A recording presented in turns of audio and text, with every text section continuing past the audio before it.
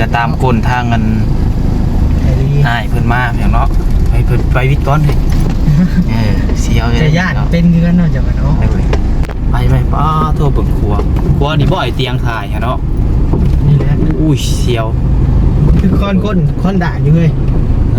มันคือค้อนอยู่เฮ้ยไปโอ้ตายไปพี่น้องเนาะใส่งามแห้งเลยออกแห้งเติบเนาะสูบขึ้นสูบลงกับสัตว์จวดพอเราก็ได้ยันเหนื่อยเนาะเจ้าเลยบ่ตัวเด็กยังผู้ดีบ่มีเกิบใส่บ่เกือบจะบ่มีบ่โอ้ตีนไข่เบิ่งขออนุญาตเด้อโอ้เป็นฝีบ่เจ็บเบิ่งก่อนพี่น้องเอ้ยเบิ่งพวกหม่ำใหญ่ต้องฮักอีกก่อนเอาฮักบ่จะมาลมแห้งๆเนี่ยบ่เดือดมันเอ็ดเลยโอ้สิบ่ได้กินหมาซะแล้วเนาะกำลังเป็นอันนี้เด้อบ่ฮักบ่ฮักดอกค่อยไปแล้วโอ้จะไปแล้วเสียวสิได้พี่น้องเนาะโอ้ยอย่างแห้งก็บ่ได้เบิ่งพี่น้องเอ้ยโอ้ฝนคันห้องมีบอลอยู่นอนนี่วันนี้เนาะเอาพี่น้องเนาะคือว่านักพอสมควรอยู่พี่น้องเลยเนาะเนาะถ้าก็ออกมานี่นะโอ้ลังคาแค่พี่น้องเลยเอาโอเคแล้วสำเบิงเนาะกินนี่ลืมเอานมกับนมเวลาเนาะปึ๊บโอ้น่ะลืมเอาขนมมาให้เนาะกินนี่โดยเนาะ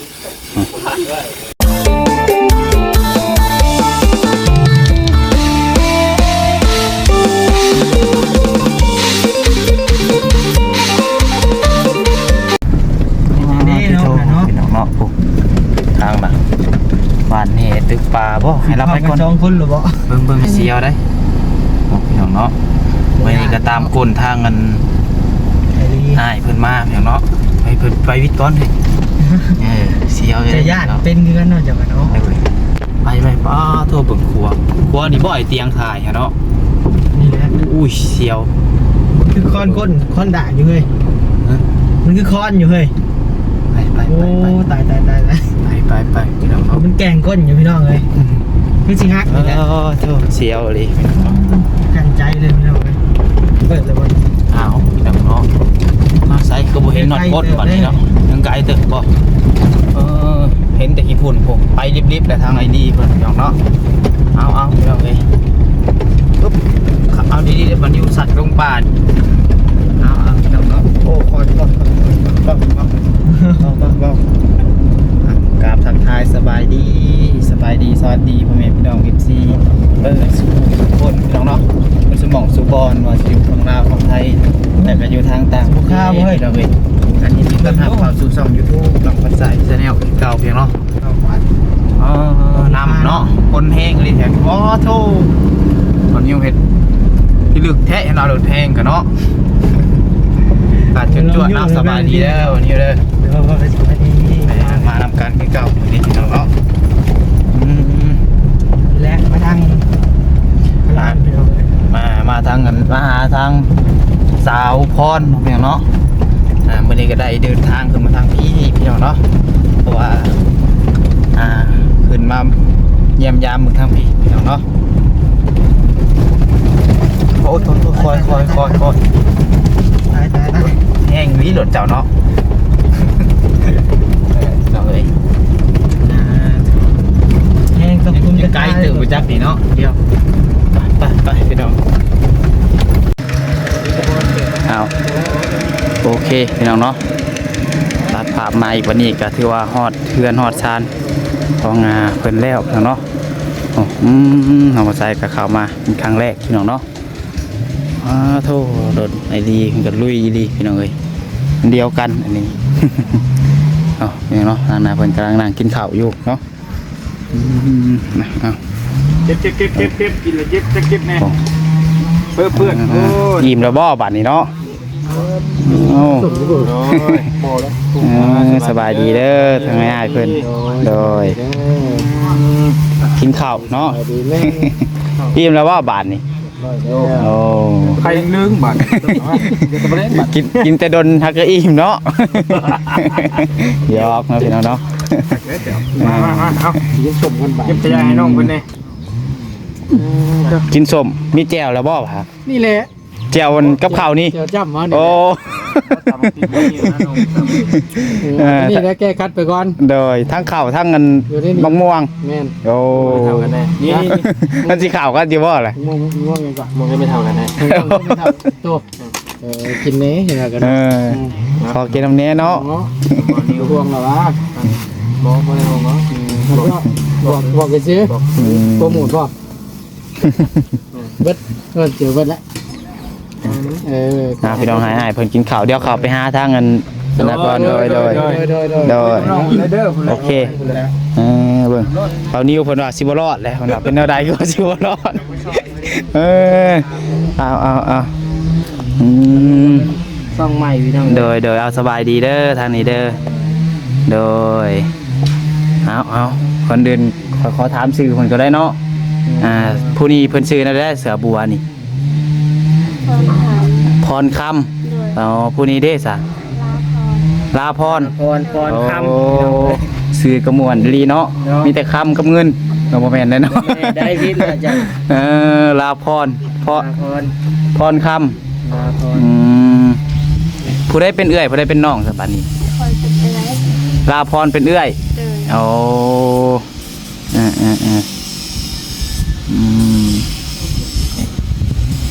ผู้น่ะเอื้อยผู้นี้น้องเนาะเอื้อยนี่จักปีแล้วซะเอื้อยนี่ ข้อสอบ โอ้ ทั้งน้องเลยสัก สอบแอด เสาเอ็ด ลื่นกันปีเดียว ทั้งสองกับเสาเอ็ดพี่น้องเลย เอา เบิ่งขอสิยับกล่องเจ้าหนึ่งอันหนึ่ง เลยอันนี้บ่เฮือนชูเจ้าบ่ตัวนี้นี่ เลย โอ้พากันอยู่นี้ อยู่เจ้าอยู่เพื่อนนี่จะปีแหละที่เพื่อนหลังนี่อะนะ ปลูกได้ได้3-4 ปีมันมีกระโดด โอ้ 3-4 ปี 3-4 ปี มาน้องปัสไซก็หาก็เคยเข้ามาครั้งแรกพี่น้องกับบ่าวนิวเนาะก็สิหายังบ่คอยฮู้หยังก็ขออนุญาตถามพี่น้องเนาะอยู่กันจักคนซะเฮือนนี่ 9 คน เข้าคน เลย โอ้ น้องได้อยู่นี่ถ้าอยู่นี่10 คน คะแนนว่าเจ้าอยู่นี่ก็เป็น10 เจ้าบนนี้นอนนี่บ่ เลย ไผใส่อยู่เฮือนหลังนี้นี่ น้องแล้วก็มีน้องหลายคนแล้วก็พ่อแม่แล้วก็ลูกน้อง โอ้ ดองนี่คำว่าดองนี่คือว่าไอ้เคยอันไพ่เป็นบ่ น้องมันเป็นน้อง น้องบ่แม่นดอง โอ้คือว่าดองเนาะ คืออันพ่อแม่เจ้านี่มีลูกจักคนซะ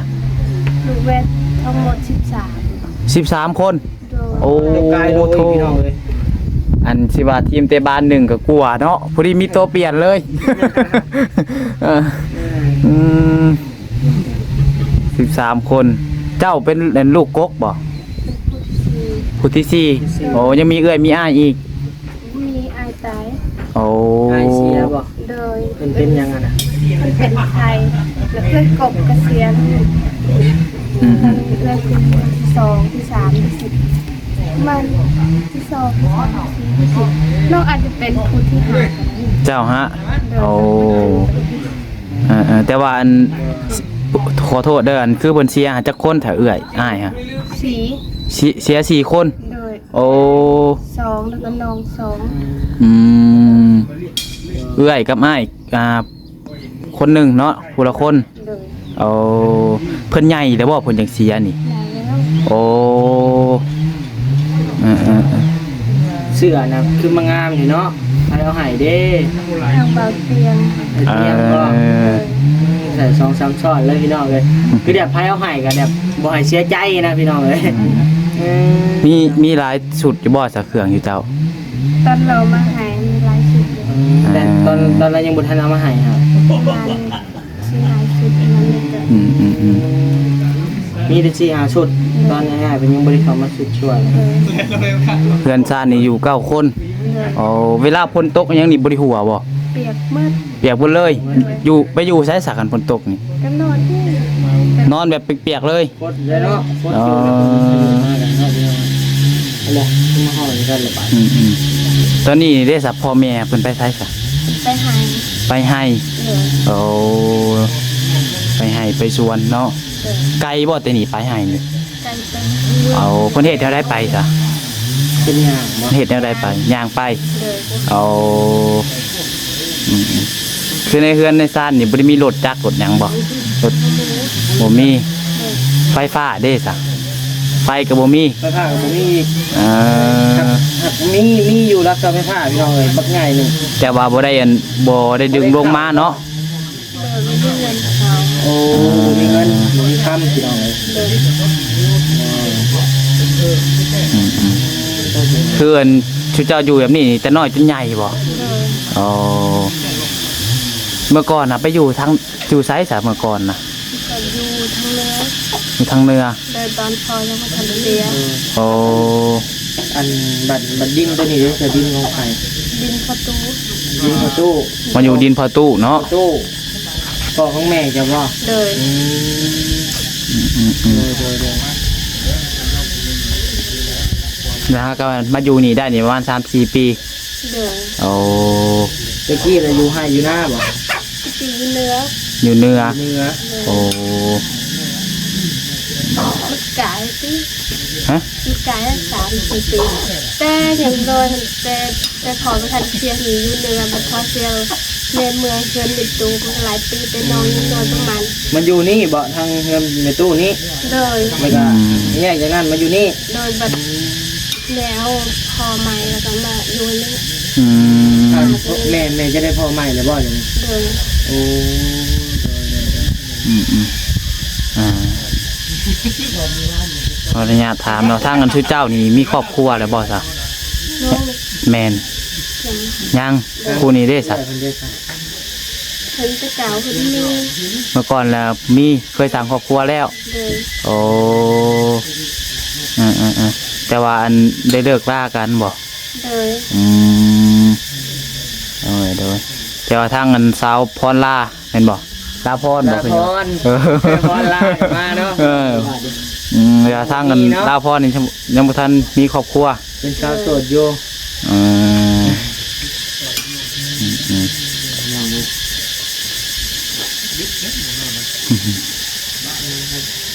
คนนี้เบิ่งชงคือสิยังอยากให้อาอยู่บ่ เป่าบ่ค่อยเก่ง คนบ่เก่งบ่แม่นว่าอ้ายดอกพี่น้องเลยคนเว้าบ่เก่งคนบ่มักเว้า ก็สิอาอยู่ค่อยเบิ่งลาวนี่เนาะ เคินบ่ ได้อ่ะ โตยันว่าอาย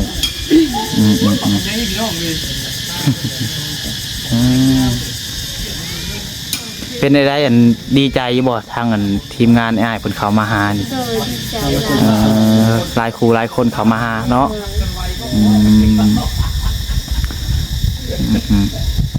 คืออันเพิ่นหากับเจ้าน้ำให้เนาะโอ้นอกจากเจ้าน้ำแล้วก็มีข่าวดีหยังเข้ามาเพิ่มอยู่บ่ อย่างวันนี้เธอยังบ่มีเนาะโอ้ยันเรามีข่าวดีเรื่องเงินเรื่องซ่านนะ ยัง เอาหาก็ได้แต่น้ำเอาง่ายๆพี่น้องเนาะ เลยน้ำแล้วก็เขา น้ำกับข้าว เขา โอ้ ใครเอาเข้ามาให้ ข้างเบาเตียง เตียง เลยก็มีหลายคนอยู่ ถามว่าเอาเข้าก็บ่หลุดเอายังเนาะบัดนี้ติดตามอยู่ช่องบ่เตียง เจ้าก็เบิ่ง เบิ่งแล้ว FC ตัวยงเนาะ ข้าวกับรถบ่ เลย เอารถเอาตัวใดวะโอ้เลือกเข่าได้ เออ แม่นบ่ เลย คันเอารถมาบ่มีเข่ากินกับขี่รถบ่ได้คือเก่าอ่ะอย่างวะ บ่มีแฮงขี่รถได้เนาะ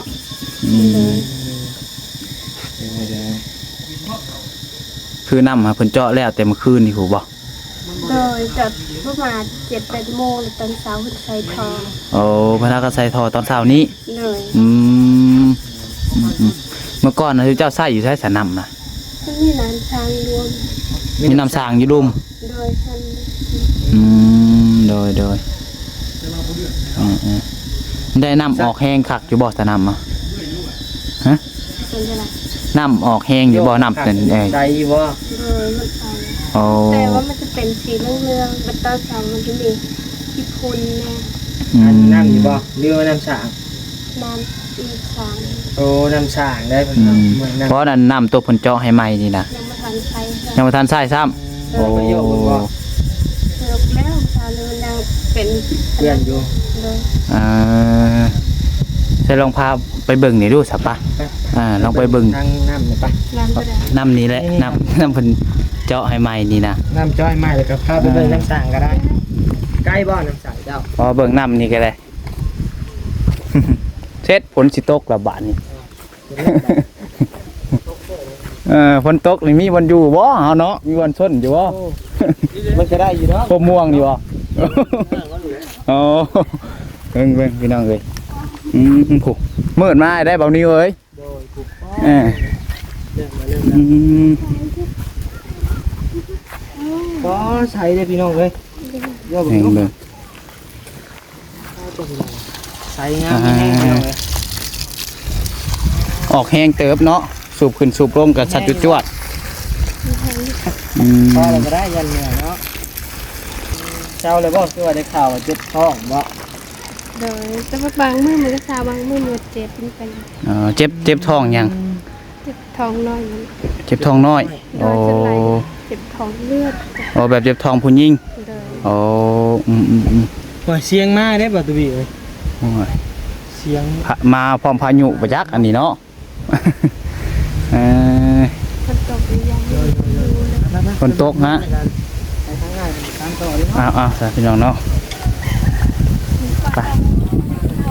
พายุมาแล้วบาดนี้เซ็ตยังผู้ดีบ่มีเกิบใส่บ่ อันนั้นเนื้อ เกือบจะบ่มีบ่ เจ็บไป โอ้ตีนไข่ พี่น้องเอ้ย เบิ่งขออนุญาตเด้อโอ้เป็นฝีบ่เจ็บบ่โอ้ย่างลายก็บ่ได้เลยเนาะอ้าวพี่น้องเอ้ยได้นี่มาพร้อมพายุเลยมื้อนี้เนาะโดย มาได้หัน สิมีวันอยู่บ่บาทนี่ ทางนี้นะเราสิไปเราต้องโกนหอบย่องได้จังหน่อยเฮ็ดรักอยู่พี่น้องเพราะว่าประมาณครั้งแรกเนาะ โดยครั้งแรกพี่น้องเนาะนำไม่อ้ายเพิ่นมื้อนี้ ที่แล้วไกลเติบอยู่ที่แล้วระยะทางก็ได้ โดย ไปสิฮอดไกลเติบอยู่พี่น้องคันเวนี่ก็ราวๆ2ชั่วโมงนะ โดยคะแนนมันตั้งขึ้นมานี่ก็แบบประมาณชั่วโมงนึงบ่เนาะ หน่อย โดย เหยียบไปลีก็ชั่วโมงนึงก็ฮอดอยู่มันก็ค่อยมาเนาะมันไกลเติบนะ โดย คนละเมืองเลยเหรอ นี่อันนี้นี่เมืองยังสหายอันนี้ เมืองพลาน เมืองพารานไซ แมน โอ้ นัดอยู่เดือดอยู่กันทางไปทางมาเดือดอยู่ คอยขึ้นไว้ยังไม่เดือดชัวร์ เดือดครัวกับพ่อเฮง ย่านอยู่เสียวอยู่ดีกะมันนั่นคือสีฮักนี่เนาะแบบว่ามันเก่าหลายปีนะ หลายปีแล้ว คันลงรุ่มหมดบ่ได้อีกบ่ ไม่ได้เลย มันยามฝนเนาะ ตัวย้ำแรงได้อยู่ย้ำแรงได้อยู่ อยากจะกินอะไรดิเบิ่งก่อนพี่น้องเลย เดี๋ยว พวกเราเนี่ยต้องฮักอีกก่อน เอาฮักบ่จะมา ลมแห้งๆเนี่ยบุเรือมันเอ็นเลย โอ้สิบ่ได้กินหมากซะแล้วเนาะ โดย กำลังเป็น เนี่ยตกแต่ครับถ่ายโปรโมทเพื่อนท่านแล้วนะ โดยไปพี่น้องเนาะเบิ่งพามาเบิ่ง เพื่อนเพิ่นบัดนี้เนาะใส่เบานิ้วขึ้นไปเพื่อนเพิ่นแหละน่ะว้าพายุก็สิมาพี่น้องเอ้ยเห็นแต่ทางอ้ายๆเพิ่นเอาเข่าขึ้นมาให้ว่าพี่น้องเนาะโอ้ยเบิ่งขออนุญาตขึ้นเด้อเนาะเพิ่นมาเบิ่งก่อนพี่น้องเนาะโทษฝนก็สิมาแล้วบัดนี้เบิ่งหลังคาเราก็ได้ ไปเบิ่งดาวเราอ่ะ ไปเบิ่งดาว มาเบิ่งดาวได้เวลา บ่อนอยู่บ่อนนอนบ่อนนี่โอ้ เบิ่งมานอนนี่เนาะคืนเนาะ โอ้ยน้องบัดไซกับบ่นิวมาพร้อมพายุมื้อนี้ฝนตกก็พากันลี่อยู่นี้บ่คะแนนฝนตกลมมาแห้งอยู่เด้สัพพญาตบ่ เรียกมันล่มบ่ คนตกแห้งกับไปอยู่กันในตู้ ไปอยู่กันไปตู้ เพื่อนไปตู้ก็บ่ได้ต่างกันบ่ได้น้อง เลย อักสิลังใหญ่กว่าน้อยนึงก็บ่ได้ต่างกันปานใด เอาพี่น้องเนาะกะเบิ่งเฮือนเบิ่งซ่านเพิ่นเบิ่งข่อยขอไปเบิ่งซ่านเพิ่นได้ซะบัดนี้เด้อขอไปนี่เด้อบ่ฮักบ่ บ่ฮักดอกค่อยไปแล้ว โอ้จะไปแล้ว เสียวสิได้พี่น้องเนาะโอ้ยอย่างแห้งก็บ่ได้เบิ่งพี่น้องเอ้ยโอ้ฝนคันห้องมีบอลอยู่นอนนี่บอลนี่เนาะเอาพี่น้องเนาะคือว่านักพอสมควรอยู่พี่น้องเอ้ยเนาะ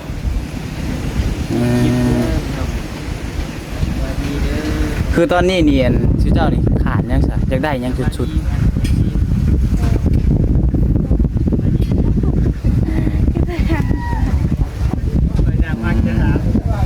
บ่คือตอนนี้นี่ชื่อเจ้านี่อยากได้ยังชุดยังขาดฮะอยากได้เฮือนโอ้คือเห็นแหละเฮือนซ่านอยู่นี่ก็เนาะอยากได้ให้มันดีกว่านี้เนาะเฮือนใหม่เฮือนยังนี่ก็ได้โอ้พอแต่มันแน่นนาเนาะโอ้ขาบ่หัวเอาสาพี่น้องเอ้ยเดี๋ยวพาไปลงไปเบิ่งทางลุม เป็นยาที่กำค่ะ ข้านมะพร้าวบ่นี่ บ่แม่นหญ้า โอ้ ใบมะพร้าวพี่น้ อื อง ม บ่แม่นหญ้าได้หญ้าค่าจ้ะใช่แน่น้อง อืมมีแต่บอลเดียวบ่หัวหนักกว่าหมู่นี่ จะไปเบิ่ง คนอื่นก็คู่อายุบ่ห้องบ่นะฮะไผนอนตัวน่ะ ลงค่ะ โอ้ ห้องผู้นี้เนาะเอาพี่น้อยมื้อน่ะทางอ้ายเพิ่นเอาข่าวขึ้นมาขึ้นทางใดซะขึ้นนี่โอ้เห็นแต่ดีแล้วเพิ่นขึ้นมาหาบอยู่เทิงเนาะ อย่างเนาะ เด้อเอาโอเคซะเนาะเดี๋ยวมันน้ำบ่ใส่ก็ขอจบไปเพียงเท่านี้แหละพี่น้องคลิปเนาะอันเดี๋ยวพาพี่น้องไปเบิ่งทั้งรุมก่อนบัดนี้เด้อสบายดีเด้อโอ้ยสู้ต่อไปไปพี่น้องเนาะ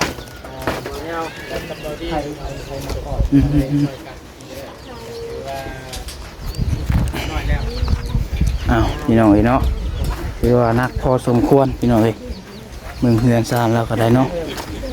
รุ่นพาไม่เหี้ยพี่น้องเนาะพากระจาดแอมเอาน้ำพอใช้กันเข้ามาบางทีมีผู้รักผู้ใหญ่เพิ่นอยากช่วยเรืออย่างน้องFCของน้องพัดไส้พี่น้องเอ้ยโอ้เบิ่งห้องน้องตัวนี้แห้งนักพี่น้องเนาะถ้าเกาะออกมานี่นะโอ้ลังคาแก้วพี่น้องเอ้ยเอาโอเคแล้วสำหรับพี่น้องเด้อสำหรับคลิปนี้ก็คือสิประมาณนี้แหละนะพี่น้องน้องพัดไส้ก็สิได้ขอจบไว้เพียงเท่านี้พี่น้องเนาะหากว่าผิดพลาดประการใดก็ต้องขอโทษขออภัยนำพ่อแม่FCหลายพี่น้องเนาะเข้ามาเยี่ยมเพิ่นครั้งแรกในรายการ